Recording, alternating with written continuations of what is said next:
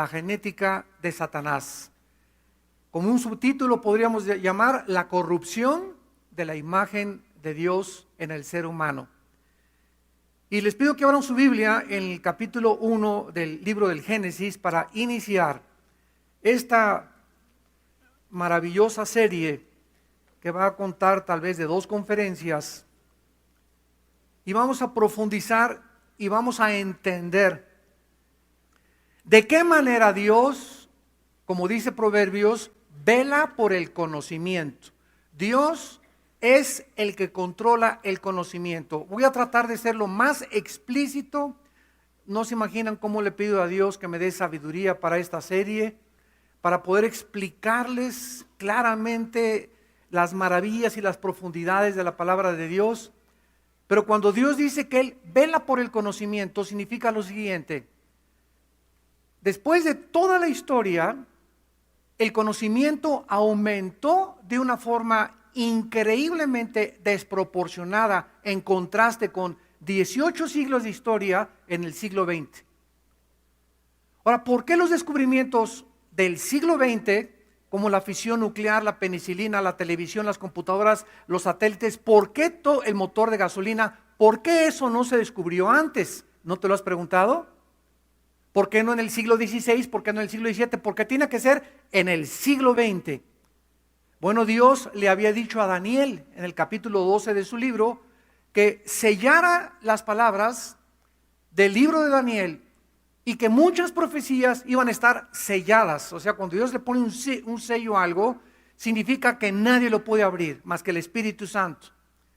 Y Dios tenía el tiempo, porque Él es el Señor del tiempo, ¿verdad?, para que en el siglo XX quitara el Espíritu Santo el candado y pudiera entonces abrirse el conocimiento a toda la población del mundo, y comenzaron las ideas. Porque ¿qué son los inventos? Ideas. ¿Quién inventó que el pararrayos, que la televisión? Ideas que entran a la mente, y la pregunta es: ¿de dónde vienen esas ideas? ¿Y por qué tan pocos seres humanos tienen esas ideas? Einstein estaba haciendo cálculos y de repente dijo: E igual a mc al cuadrado, la energía es igual a la masa por la velocidad por la luz, etcétera, etcétera. ¿Y por qué solamente hay un Einstein? ¿Por qué solamente hay un Rembrandt pintor, un William Shakespeare? Son pocas personas las que tienen ideas que han transformado la tecnología, los avances científicos y el mundo, porque Dios se las ha dado. Y estas ideas y este conocimiento que en el siglo XX se abrió, va a ir aumentando mientras más nos acerquemos al final de la historia humana. Entonces, mientras más nos acerquemos al final de la historia humana, más vamos a entender este libro. Las profundidades que se encuentran, y que no nos bastarían 1000 años más para poder saber que lo que sabemos no lo sabemos como lo deberíamos de saber. Que miramos en parte, miramos como a través de un espejo. No podemos ver claramente porque nuestra imagen fue corrompida desde Adán hasta nuestros días. La imagen de Dios en nosotros fue corrompida. En otras palabras, el ADN, el código genético hereditario, fue alterado en el ser humano. Y el ser humano, cuando se rebeló contra Dios, perdió el conocimiento de Dios. Y comenzó a funcionar el ser humano guiado por lo que ve, por lo que oye, por lo que huele o por lo que se siente. Esta filosofía se llama empirismo. O sea, yo no creo lo que no veo, lo que no huelo, lo que no siento, que es la base del ateísmo, de la psicología y de la evolución, el empirismo. Sin embargo, venimos a la Biblia y nos damos cuenta que hay otra dimensión que trasciende el cerebro. El cerebro es un órgano, y el cerebro es masa que no puede producir pensamientos ni conciencia. Una piedra no puede producir vida, la materia no puede producir pensamientos, la materia no puede producir conciencia. Entonces ahí es algo que trasciende el cerebro, que es la conciencia y los pensamientos. ¿De dónde vienen, señores ateos? ¿De dónde? ¿Quién produce esos pensamientos en nosotros? Esas ideas, ¿de dónde vienen? Y eso es lo que vamos a comenzar a inspeccionar, porque vamos a ver por qué Cristo tenía que nacer de una virgen. Y vamos a ver desde el principio de la creación qué tremenda profecía existe de que de la semilla de la mujer vendría el Mesías y Satanás tendría una semilla. Y vamos a ver también la relación tan increíble que existe, porque hasta a finales del siglo XX se descubrió la genética. Aun cuando en 1860 Gregorio Mendel fue el que comenzó con los primeros experimentos de la herencia, no fue hasta 1953-54 cuando Crick, un norteamericano científico, comenzó a descifrar el código genético del ser humano. Y acabó el siglo XX con el programa del genoma humano, gracias a Dios, dirigido por Francis Collins, que es cristiano, que están tratando de investigar más y más la información y el programa, el software que tenemos en cada uno de las billones de células de nuestro cuerpo humano.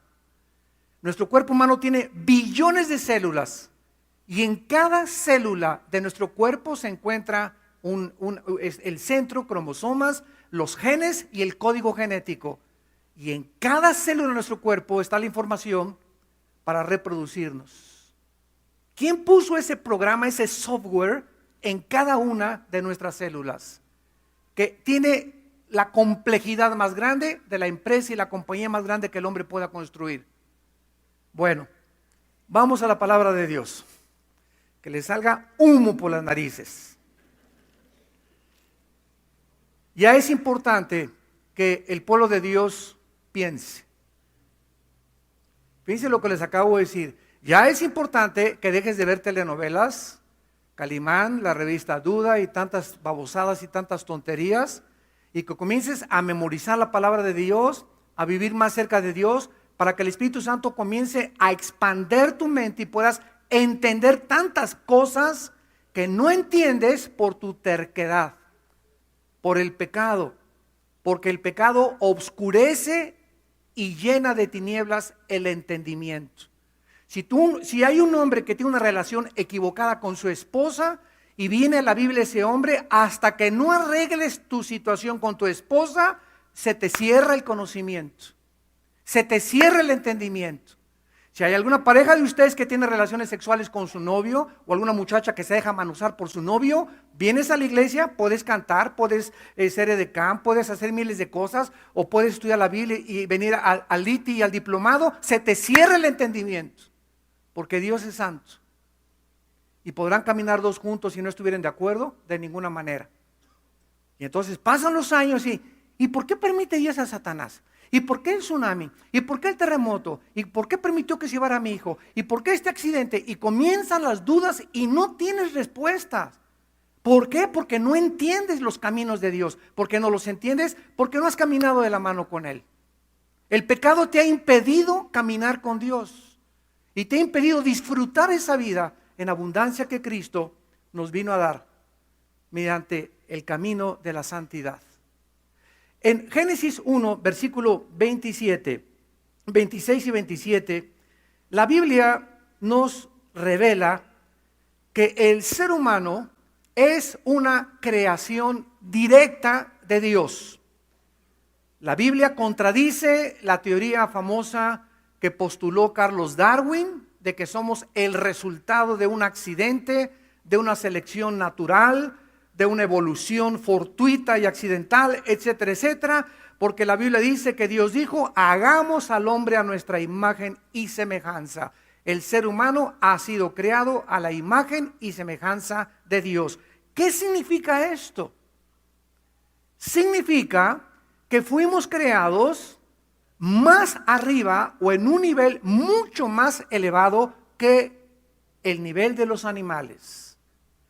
Todos los animales tienen alma, como lo vamos a ver. Los animales tienen alma, que es el alma, las emociones, los sentimientos, el intelecto y la voluntad. Los animales pueden aprender. Los perros pueden aprender a abrir el refrigerador, a traerte el periódico. Los caballos son entendidos, los delfines mucho más. Los animales tienen entendimiento, pero limitado. Los animales tienen sentimientos. Los perros se ponen tristes. Yo recuerdo mis caballos que tenía hace muchos años, ¿verdad? De qué forma me seguían y de qué forma, aunque no los veía llorar mis caballos, manifestaban emociones, alegría cuando veían el maíz que les sonaba para que vinieran a comer el maíz, y tristeza cuando no tenían comida. En fin, los animales tienen emociones, tienen sentimientos que son el resultado del alma. Pero el ser humano fue creado a un nivel mucho más alto, a la imagen de Dios, semejantes a Dios sin ser dioses. Esto es muy importante. Semejantes a Dios sin ser dioses. Ahora, esta semejanza con Dios, ¿qué significa? ¿Qué es lo que vamos a tratar de descifrar? Dice la Biblia que Dios es espíritu, Juan 4:24.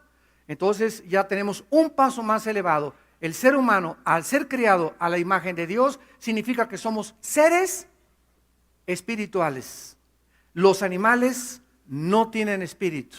Tienen alma, tienen vida biológica, pero no tienen espíritu. Nosotros tenemos espíritu. Sin embargo, esta imagen que Dios le puso al ser humano cuando fue creado, en el momento en que el ser humano le dijo a Dios, no quiero seguirte, yo quiero decidir lo que es bueno y lo que es malo, el árbol del conocimiento del mal, ¿eso dice? Del conocimiento del bien y del mal. O sea, había en ese árbol que Dios les dio algo de bien. No dice el árbol del mal, ese árbol está podrido, no. Hay algo de bien en ese árbol. Pero yo quiero, dice Dios, que ustedes no decidan lo que es bueno y lo que es malo, porque yo soy el legislador cósmico. Yo soy el único que les puedo decir qué es bueno y qué es malo. Y Adán y Eva dijeron, no, nosotros lo podemos decidir como seres humanos. Y Dios los dejó que ellos participaran de ese árbol. Y en ese momento, desde Adán hasta nuestros días, el ser humano ha tratado de decir qué es bueno y qué es malo. Esto se llama relativismo en filosofía. Relativismo. Pues para ti eso es bueno, para mí eso es malo. Para ti ser homosexual es bueno, para mí es malo. Para ti es bueno fumar marihuana, para mí no es malo. Para ti es malo el adulterio, para mí no es malo el adulterio. Para ti es malo robar, para mí no es malo robar. Los nazis, la conferencia que di ayer en el Hotel Sheraton, se las recomiendo, las lecciones del nazismo, expliqué, ¿verdad?, que en el juicio de Nuremberg, los nazis dijeron, es que para ustedes, los del occidente, es malo lo que nosotros hicimos, pero nosotros estábamos obedeciendo al Führer. Y lo que el Führer nos dijo, lo teníamos que obedecer. Entonces, ¿bajo qué ley, dijeron los nazis, nos van a juzgar? Los nazis sobrevivientes de la Segunda Guerra Mundial. Y entonces se formó un conflicto dentro de la misma jurisprudencia, dentro del área jurídica. Los abogados más eminentes del mundo comenzaron a preguntarse, los nazis los retaron, ¿bajo qué leyes los van a juzgar? Bajo nuestras leyes era permitido matar, asesinar por causa del Reich y del Partido Nacional Socialista Nazi. Pero ustedes tienen esas leyes, nosotros tenemos esas leyes. ¿Por qué nos juzgan con sus leyes? Hasta que finalmente un abogado cristiano que fue enviado desde Washington a Berlín dijo lo siguiente, bajo la ley de la conciencia. Bajo la ley de la conciencia, le dijo, ustedes mataron su conciencia. ¿Qué es la conciencia? Esa voz que nadie puede negar que está entre nosotros, que nos dice que algo es bueno y que es malo, hasta que tú llegas a decir, no, no es malo, no es malo, no es malo, no es malo acostarme con mi novio, no es malo acostarme con mi novio, hasta que cauterizas tu conciencia y te acuestas como si te comieras una concha en la noche remojada en chocolate. Y lo haces de lo más natural del mundo, porque ya cauterizaste tu conciencia. Al Capone a los 14 años de edad mató a una persona por primera vez, no durmió. A los 15 mató a otra persona, durmió un poco menos. A los 17 había matado 4 o 5 personas. A los 18 Al Capone ya había cauterizado su conciencia. Eso le pasa a los asesinos, a los narcos, a los secuestradores. Llega un momento en el que esa voz dentro de ti la apagas y te conviertes en un animal. Ya no eres guiado por tu conciencia, eres guiado por instintos asesinos de odio y de rencor, porque esa conciencia que nos diferencia de los animales, de que hay un Dios y de que somos responsables delante de Dios y de que el pecado tiene que ser pagado, lo has asesinado dentro de tu corazón. Robar igual, ¿verdad? Comienza a robar y te robas 500 pesos, 1000 pesos y se te hace una costumbre y llegas a convencerte de que no es pecado. Y llegas a creer que lo que estás haciendo no es malo. No, yo robo, pero no comparado con los que roban tantos millones, ni con los banqueros. Me robo un clavelito de vez en cuando o una canita al aire. Yo soy adúltero, pero no como mi compadre que tiene 3 amantes. No, yo un amante de vez en cuando. Y comenzamos así a maquillar el pecado. ¿Por qué? Porque la imagen ha sido deteriorada y corrompida desde Adán hasta nuestros días. En otras palabras, el código genético humano fue alterado. Síganme con mucho cuidado, aquí partimos. El código genético que traemos en cada una de nuestras células fue alterado, fue modificado, fue deteriorado por el pecado. Hagan de cuenta que perdimos ciertos bits como una computadora en el código genético. ¿Y qué fue lo que perdimos cuando entró el pecado en el mundo? El conocimiento de Dios. Perdimos el conocimiento de Dios. ¿Qué es la vida cristiana? Juan 17:3. ¿Qué es la vida cristiana? Y esta es la vida eterna. ¿Qué? Conocimiento. Volver a recobrar, que te conozcan a ti y a Jesucristo a quien tú has enviado. ¿Qué es la vida cristiana? Volver otra vez a reprogramarnos, a volver a conocer otra vez a nuestro Creador. Y como el ser humano no sabe quién es Dios ni cómo es Dios, pero trae en su conciencia la eternidad, Eclesiastés capítulo 3 versículo 11, el ser humano inventó las religiones. ¿Qué son las religiones? Intentos, teorías, filosofías, sistemas de pensamiento que tratan de reunirse, ya viene la palabra religión, revolver, ligarse, de volver a ligarse con su Creador. ¿Cómo? A través de sacrificios, yéndome a la villa, golpeándome el cuerpo, portándome bien, siguiendo ciertos ritos, ciertas ceremonias, y aparece Cristo en el escenario. Y dice, ustedes adoraban en ese monte. Y los judíos dicen que así, y los musulmanes dicen que así, y los mormones dicen que así, y los bautistas dicen esto, y los nazarenos, y los judíos, y los musulmanes, etcétera, etcétera. Cada religión tiene su camino, y Jesucristo aparece y dice, mi Padre es espíritu, y los que le adoran en espíritu tienen que adorarle. Ustedes tienen que nacer de nuevo. Ustedes tienen una religión y se pueden ir al infierno con toda su religión, con todo y tu candelero aquí dentro de ti amarrado. Con todo y tu escapulario, te vas al infierno, porque las religiones no salvan a nadie. Apareció el Hijo de Dios para salvar al mundo con su sangre en la cruz. Es la sangre de Cristo la única medicina provista por Dios como solución a nuestros pecados. Entonces, ¿por qué? Ahora comienza a entender por qué funcionamos como funcionamos. ¿Por qué después de 6,000 años de historia, el Instituto para la Paz en Suecia y Estocolmo dice que de 6,000 años de historia han habido 25 años de paz? O sea, toda la historia humana son guerras.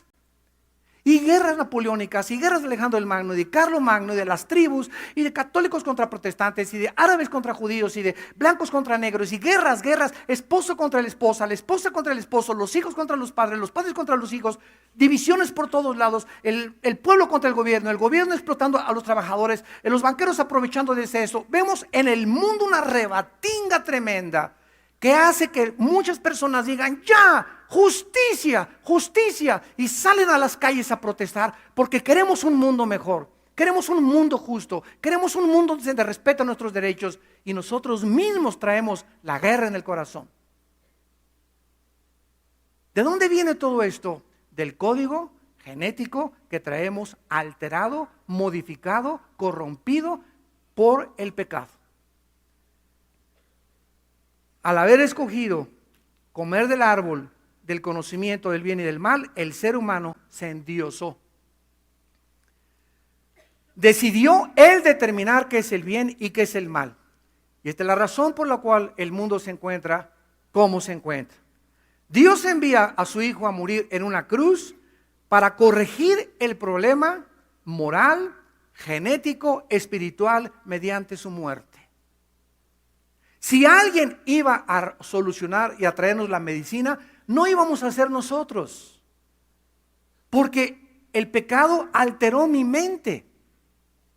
Estamos como en tinieblas mentalmente, no percibimos el mundo espiritual. Repito, solamente juzgamos por lo que vemos, oímos, sentimos, pero para poder penetrar y romper esta barrera del mundo invisible espiritual que existe, necesitamos que alguien de ese mundo espiritual entre a nosotros, nos quite las vendas y podamos ver que existe algo mucho más allá que trasciende lo material y lo visible y lo terrenal, y ese mundo invisible donde existe Dios y millones de criaturas es el mundo donde esas criaturas pueden entrar a nuestra dimensión, pero nosotros no podemos entrar a esa dimensión más que guiados por el Espíritu de Dios. Ahora escúchenme muy bien, la brujería, la hechicería, los magos y las personas que practican lo oculto, lo paranormal, saben en su conciencia que hay algo que trasciende por los fenómenos paranormales, por voces, etcétera, etcétera, porque no saben quiénes son, pero nosotros sabemos quiénes son: demonios, criaturas invisibles que están continuamente hablándonos al oído y dándonos ideas de destrucción. Mátate, quítate la vida, no sirves para nada, no te puedes volver a casar, nadie te va a hacer caso, eres una gorda, eres un gordo, nadie se va a fijar en ti, nunca vas a progresar. Y te pinta un panorama oscuro para abortar la misión que Dios tiene para tu vida. Entonces, esas criaturas invisibles espirituales son las que tratan de atormentarnos. Porque el propósito de Satanás es atormentar la mente.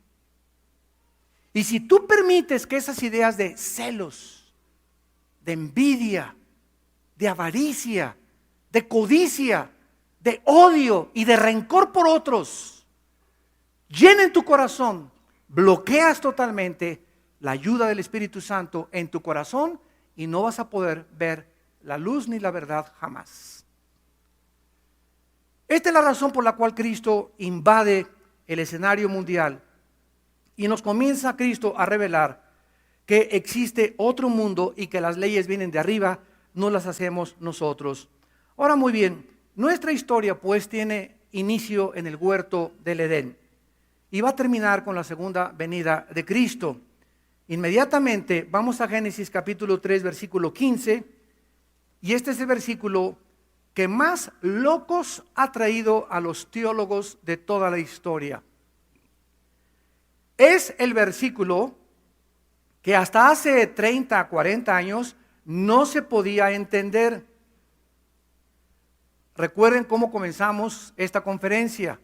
El conocimiento es progresivo.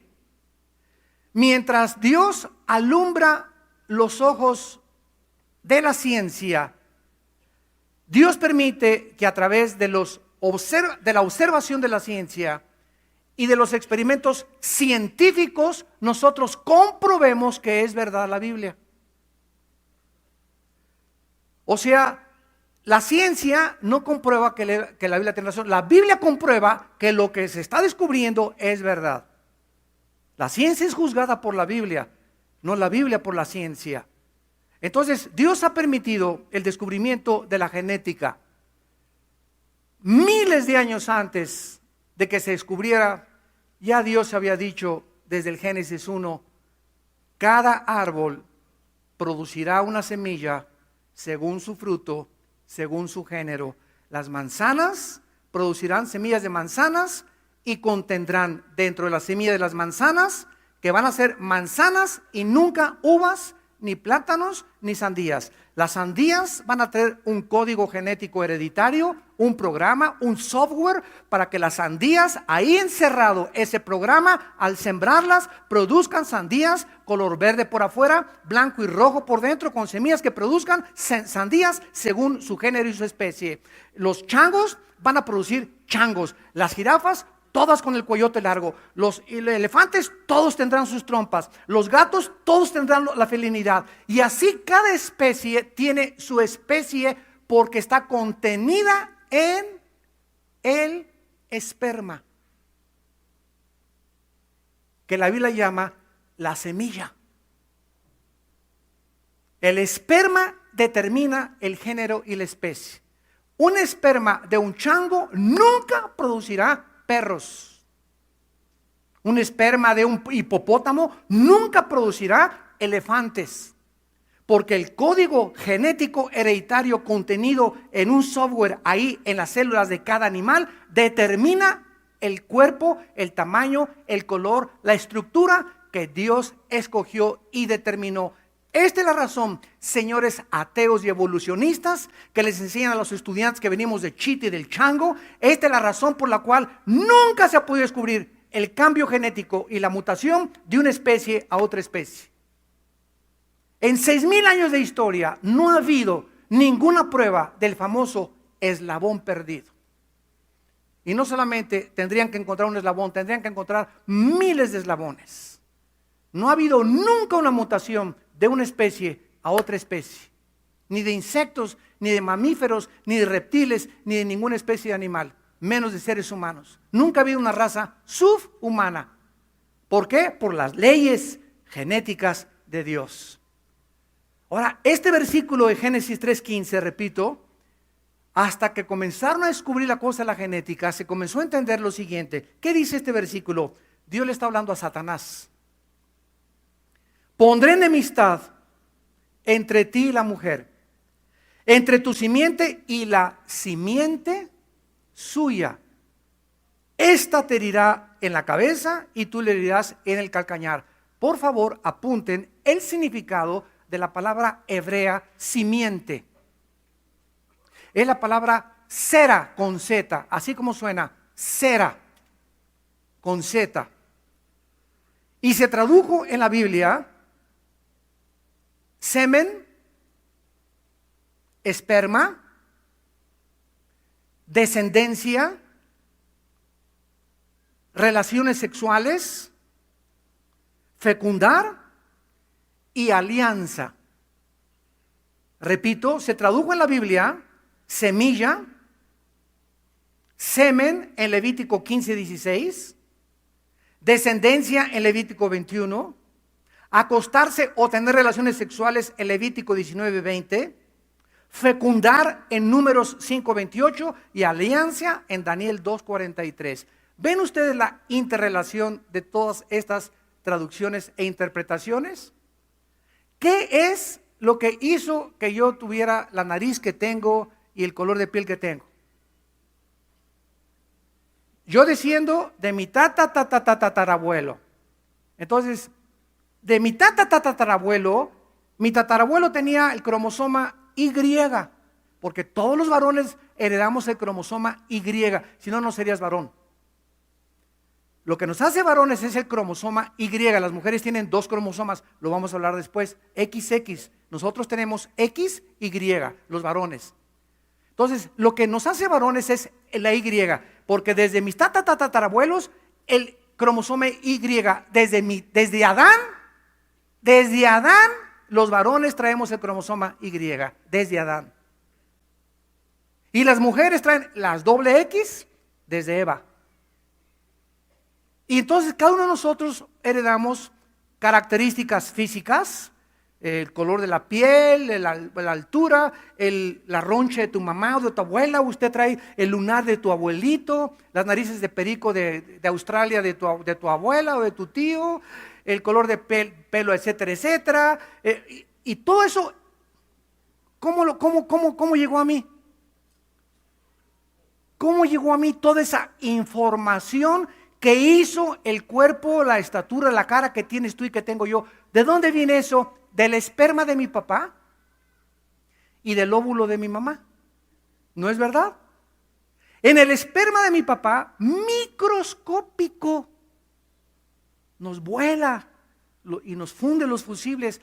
En esa partícula microscópica del esperma de mi papá, cuando hubo la eyaculación de mi papá y tuvo relaciones con mi mamá, salieron más de 500 millones de espermas, así como lanzando, y uno solo entró a ovular el huevo de mi madre.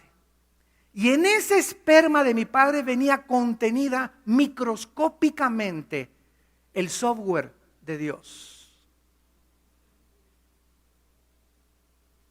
Y cuando se junta el esperma de mi padre con el óvulo de mi madre, y el esperma de mi padre entra al óvulo de mi madre, se juntan los dos y se produce un cigote de 46 cromosomas, y de ahí la herencia genética de la mujer, porque traigo herencia genética y tú también de tu mamá, y la herencia genética de mi papá se juntan, y muchas veces domina más la herencia del padre. Mira, se parece al papá, no se parece a la mamá. ¿Por qué? Porque trae más fuerte la herencia de la mamá que del papá. El tercer hijo, ese sí se parece al papá, ahora sí está guapo, ¿verdad? Oigan, pero esta información, este conocimiento nos sobrecoge, ¿no es verdad? Qué increíble que en cosas tan microscópicas se encuentre encerrado toda esta información, que hasta 1860 Gregorio Mendel, un monje austriaco en Europa, con experimentos con chícharos, comenzó a ver que se transmitían de los chícharos el color, etcétera, etcétera, y hasta 1953 se puede penetrar con los microscopios electrónicos a descubrir la formación del ADN, del ácido desoxirribonucleico, que es el ADN. Bueno, aquí vemos pues en este versículo, Génesis 3:15, que hay un misterio tremendo. ¿Cuál es el misterio? Primero, número uno, se está diciendo y se está profetizando que de la mujer, pero no solo de la mujer, vamos a meterle la lupa, de la simiente de la mujer. Un momento, la primera pregunta. Vean qué profundidad de este versículo. Las mujeres no tienen la semilla. El hombre es el portador de la semilla, del esperma, ¿o no? ¿O sí? Pues sí. El hombre es el que envía la semilla, la mujer, Dios la creó, la receptora. Las mujeres fueron creadas por Dios para recibir. Maridos, amen, se nos da a nosotros, den, amen a sus mujeres, cuiden a sus mujeres, consideren a sus mujeres. Y la mujer solamente fue creada para recibir amor, a caricitas, a papachos. Mientras la mujer reciba, es feliz. Entiende esto, marido que me escuchas. Y por eso es tan importante cuando están depresivas llevarlas al mall. Se los digo con todo mi corazón y lo he comprobado. Yo tengo un problema con mi esposa, así como que no sé cómo. Yo le digo, Dios, dame sabiduría para ver cómo me la acerco otra vez, Señor, porque ahorita ni duermo en la noche en la cama. Y siempre viene a mi mente, ¿no? Estoy enojado con mi esposo, cualquier cosa, un conflicto, aquí hubo un desacuerdo con los hijos o lo que sea, y ahí está, ¿verdad? Con sujeta ella por un ratito y yo no sé qué hacer, ni mucho menos. Es mágico. Le digo, vamos de compras, gorda. Hasta se le cambia la cara. Y miren, y la llevo al centro comercial, al mall, la dejo, me siento ahí con mi Biblia, a leer un libro, lo que sea, una cafetería, y anda a las 3 o 4 horas, llega con una bolsa, con 2, 3 bolsas. Mi amor, te quiero mucho. Así fueron creadas por Dios. Nunca una mujer estará satisfecha con 30 pares de zapatos. Siempre querrán uno más. Tiene 50 vestidos, querrá uno más. Porque fueron creadas así, para recibir, y nunca están satisfechas. Nosotros fuimos criados para dar genética, social y de una forma también psicológica. Entonces, aquí hay un conflicto, ¿verdad? Porque está aquí explicando esto de que la simiente de la mujer. Entonces, muchos teólogos antes del 1860, yo tengo libros del siglo XV, del siglo XVI, del siglo XVII, de muchos cristianos, les fundió los fusibles. Oye, pero aquí se equivocó el Espíritu Santo. No puede esto ser posible, porque la mujer no es la portadora de la semilla. ¿Cómo puede Dios haberse equivocado y haber dicho que de la semilla de la mujer, la semilla la tiene el hombre, no la tiene la mujer? Pero cuando pasó el tiempo y Dios comenzó a abrir el conocimiento y comenzamos a penetrar en las profundidades de la ciencia y de la genética y del ADN, se descubrió entonces, ¿verdad?, que el hombre es el que trae la semilla y que aquí lo que Dios estaba diciendo era lo siguiente, que es la primera profecía de que el Mesías nacería virginalmente. La mujer no pondría la semilla, la pondría Dios. Ahora comenzamos a ahondar y a preguntarnos, ¿y por qué José? Bueno, que José con cara de calavera que hubiera tenido José, ¿por qué no podía José tener relaciones con María? ¿Y por qué Jesús no podía nacer como uno de nosotros, de papá y de mamá? ¿Por qué tuvo que intervenir Dios para que Dios pusiera el cromosoma Y en el óvulo de María? Si José hubiera puesto el esperma en el óvulo de María, él hubiera nacido con pecado. Entonces ya comenzamos a ahondar más. Entonces quiere decir que a través del esperma del varón se transmite el pecado. Quiere decir que viene entonces en la sangre el pecado. Porque dice Levítico 17:11 que la vida de la carne está en la sangre. Y la palabra vida en Levítico 17:11 es nepej en el hebreo, que significa alma. Vean ustedes cómo estamos rascándole. En otras palabras, el alma está en la sangre, el espíritu está en la mente. Aquí es la habitación del Espíritu Santo, en nuestra mente.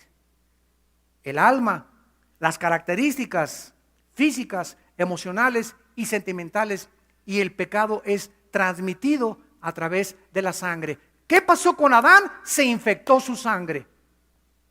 Y todos nosotros hemos nacido con sangre infectada. Salmo 51:8, en pecado fuimos concebidos. No dice nacidos, desde la concepción, desde la fecundación, porque es muy diferente nacer a ser concebido. Por eso no dice, y la Biblia, y Jesús nació, y la Virgen, lo vamos a ver, concibió, que es la palabra que hubo una unión entre un esperma y el óvulo de ella, es concebir, fecundar. Hubo algo ahí que hizo que Cristo naciera sin pecado a través del esperma que Dios puso en María. Y vamos a ahondar un poco más adelante esto, porque de la misma manera que se nos habla de una semilla, de un esperma, de un semen, de un linaje que vendría de la mujer, nos dice que Satanás tiene también una semilla.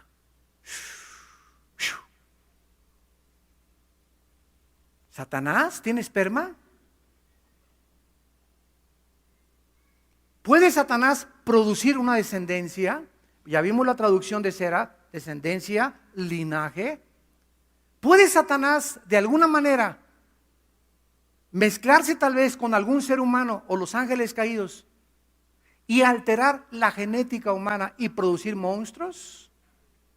La Biblia nos dice ese y sí, como lo vamos a ir comprobando. Y esta es la razón por la cual el anticristo, la obra maestra de Satanás, será un individuo que habrá de nacer de la mezcla o de la alteración genética de una mujer humana para falsificar el nacimiento y la encarnación del Hijo de Dios. Y ese ser que nacerá, el anticristo, será un hombre, claro que humano, porque así como Cristo tenía que tener, escúchenme, herencia genética humana, Cristo tenía que tener herencia genética humana. El vientre de María no fue una incubadora, como muchos teólogos han dicho. No, solamente sirvió como incubadora y todo lo hizo Dios dentro del vientre de María. No, Cristo tenía que nacer de la semilla de Adán, de Abraham, de Isaac, de Jacob, de David, de Noé y de toda la línea que corre a través de la Biblia. El Hijo de Dios tenía que heredar en su sangre la humanidad, pero sin pecado. Porque si el Hijo de Dios, él puede haber sido un ángel que bajara, si el Hijo de Dios no hubiera heredado la humanidad de nosotros, no hubiera podido ser hombre.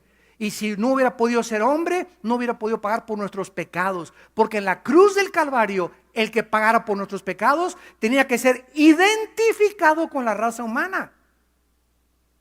Identificado con la raza humana, pero sin pecado. Fueron puestos nuestros pecados sobre él. Él no pecó. Pero el que moría en la cruz no solo tenía que ser hombre, tenía que ser Dios. ¿Por qué? Porque solo Dios nos puede perdonar. ¿Ya van entendiendo el plan de redención? No, nada más, Cristo nació en Belén, su mamá fue la Virgen María, bla, bla, bla, bla. Y no pasamos de esas cosas, tenemos que pensar y ahondar y ver qué maravillosa es la Biblia.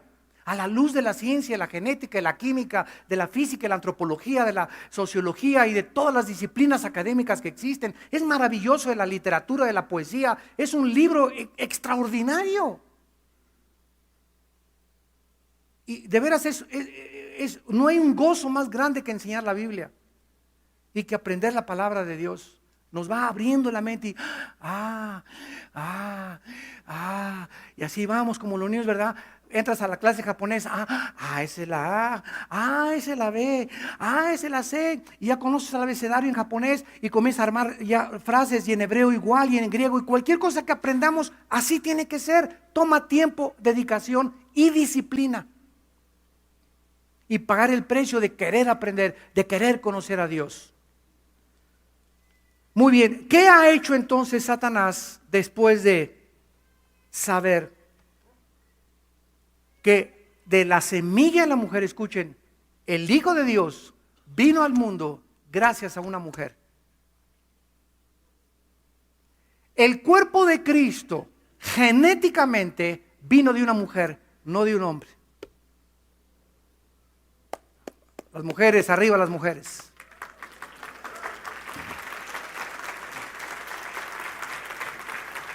Ahora entienden, ahora entendamos lo siguiente.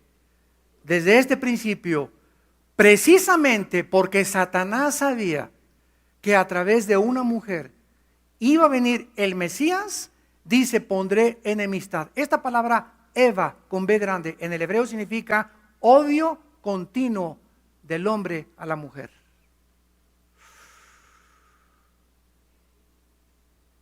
Y ahora entendemos por qué en la mayor parte de las culturas el hombre ha tratado de sobajar a la mujer.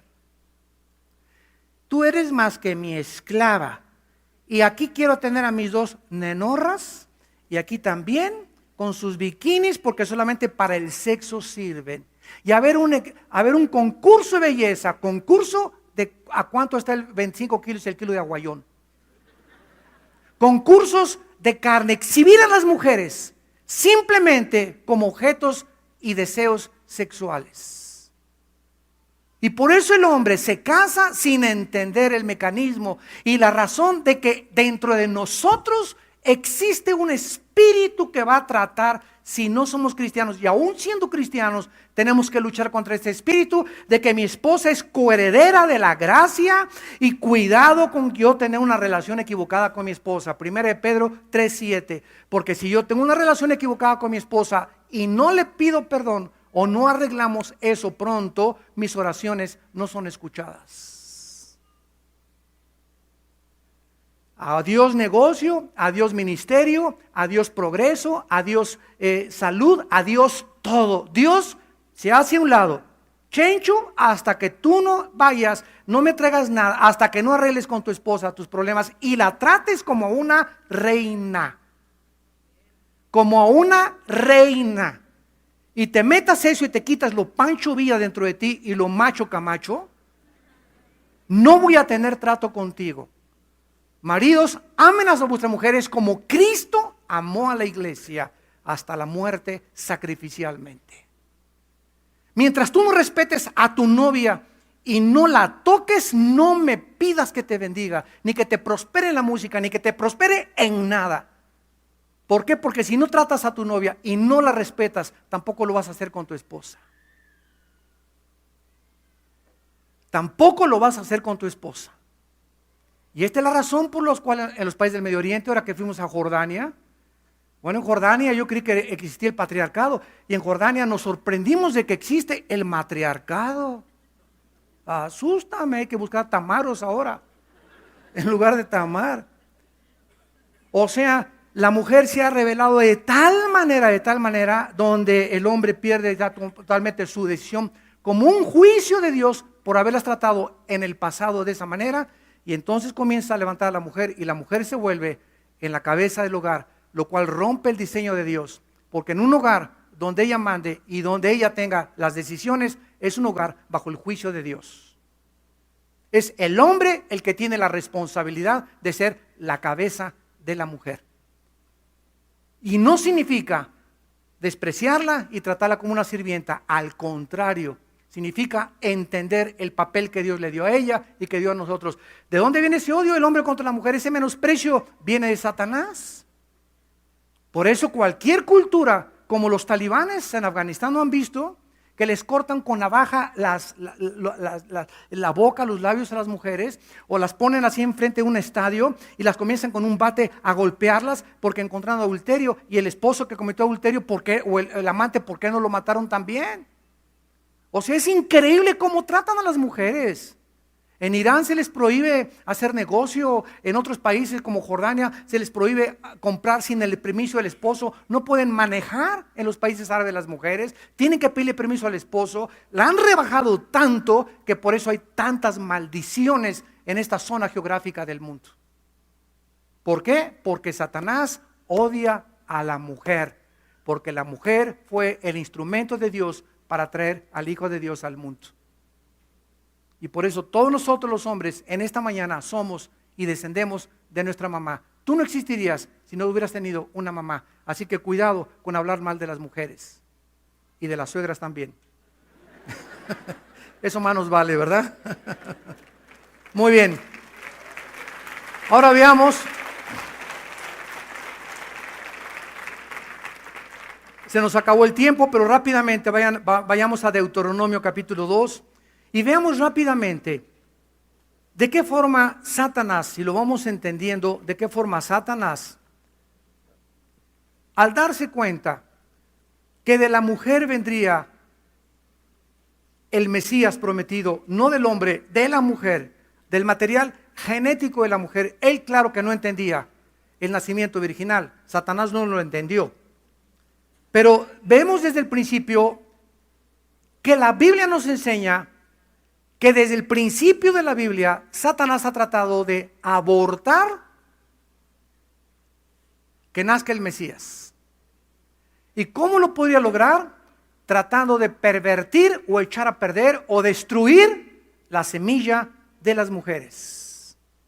¿Qué hizo Satanás en Génesis capítulo 6? Los ángeles caídos, si no tuvieron una relación sexual con las mujeres, alteraron la genética, porque lo vamos a ver después, el endemoniado gadareno, ¿verdad? Los demonios controlaron sus cuerdas vocales, sus nervios ópticos, sus oídos, su fuerza, sus músculos. Los demonios pueden entrar al cuerpo y alterar tu páncreas, inflar tu hígado, deteriorar tus alvéolos pulmonares, alterar tu ritmo cardíaco, cambiar tu voz. Los demonios tienen un control de las neuronas del cerebro que nosotros no tenemos todavía. Nos conocen a la perfección.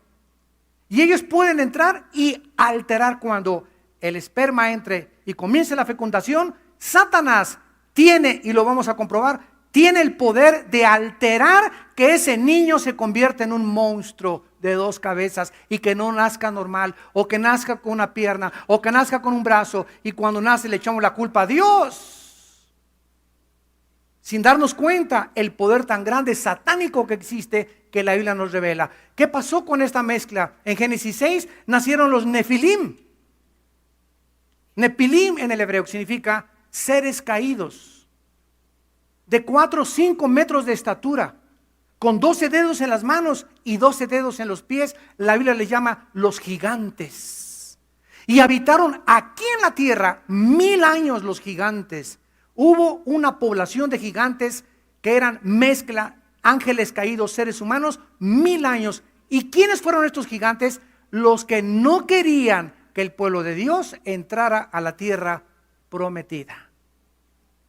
Veamos rápidamente en Deuteronomio 2, del 10 al 11.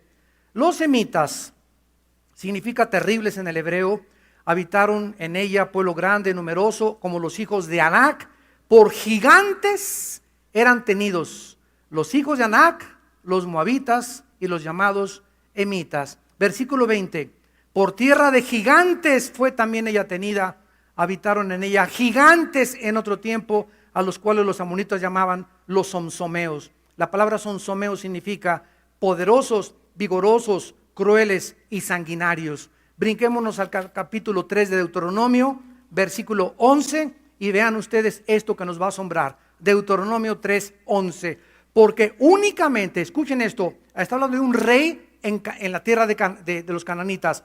Og, rey de Basán, había quedado del resto de los gigantes. Su cama, una cama de hierro, no está en Rabá de los hijos de Amón. La longitud de la cama de este chiquilín era de 9 codos. Un codo es aproximadamente 63.5 centímetros. Es la medida antigua, Babilonia y Caldea, de aquí a la punta del dedo. Aproximadamente 65 centímetros. Esto significa que la cama de este rey medía 5 metros. Su anchura 4 codos, 3.20 metros. Según el codo de un hombre, que son 63.5 metros. Versículo 13. Y el resto de Galad y todo Basán del reino de Og, toda la tierra de Argob, que se llamaba la tierra de los gigantes, le di a la media tribu de Manasés. Rápidamente, 2 de Samuel 21, y veamos quién acabó con los gigantes. No es de sorprenderse, ni más ni menos que el rey David. Aleluya. Dice 2 de Samuel 21, versículo 20. Hubo otra guerra en Gat, donde había un hombre de gran estatura, el cual tenía 12 dedos en las manos, 12 dedos en los pies, 24 por todos, y era también Sera, descendiente o del esperma o del linaje o del semen de los gigantes. Vemos pues que todo esto comenzó a transformar el mundo porque Satanás quiso alterar la genética, producir monstruos, al darse cuenta que en ninguna de las mujeres con las que se mezclaron los ángeles pudieron producir al Mesías. Entonces los gigantes desaparecieron de la tierra. Los griegos hablan de los titanes, y las mitologías caldeas, fenicias y sirias mencionan también en su mitología a que hubo gigantes aquí en el mundo habitándonos. David acaba con ellos, y uno de ellos fue Goliat. Y cuando David se enfrenta a Goliat, nos damos cuenta que un solo gigante había aterrorizado al ejército de Saúl. Y cuando David se enfrenta con Goliat, recoge 5 piedras. 5 es el número de la gracia, y las mete aquí en su bolsa. Tú vienes a mí con espada y lanza, y yo vengo a ti en el nombre de Jehová de los ejércitos, filisteo incircunciso, hijo de Moloc. Y ahí y qué pedradón que le da aquí al gigante, ¿verdad? Porque juntó, aquí lo vemos, no lo leí en 2 de Samuel 21, ahí menciona que Goliat tenía 4 hermanos. En otras palabras, David decía, y échame a tus 4 hermanos también. Bueno, esto ya es una especulación, ¿verdad? Pero yo estoy seguro de que si así fue. Padre, te damos gracias por tu palabra en esta tarde. Ayúdanos a seguir, Señor, discerniendo, penetrando el maravilloso mundo espiritual que solo tu Espíritu Santo nos puede revelar, porque Él escudriña lo más profundo de Dios. El hombre natural no entiende estas cosas, porque estas cosas se tienen que discernir espiritualmente. Te damos gracias por el plan tan maravilloso, tan perfecto, que tú diseñaste desde el principio para salvarnos a través de la sangre de tu Hijo Jesucristo, en quien oramos y te damos las gracias. Amén. Antes de despedirnos rápidamente, cualquiera de ustedes que en esta tarde quiere invitar a Cristo a sus vidas, comenzar a caminar con Dios, para conocer a Dios, haz esta oración ahí desde tu lugar. Dile: Señor, te pido perdón por mis pecados. Creo que en la cruz pagaste por ellos con tu sangre, que a los 3 días resucitaste de los muertos y que tú eres el Salvador, el Hijo de Dios, que viniste al mundo a traerme la medicina para la maldad que existe en mi alma, en mi cuerpo y en mi mente. Lávame con esa sangre medicinal, Señor Jesús. Transforma mis pensamientos y hazme una criatura conforme a tu imagen y semejanza. En el nombre del Señor. Amén.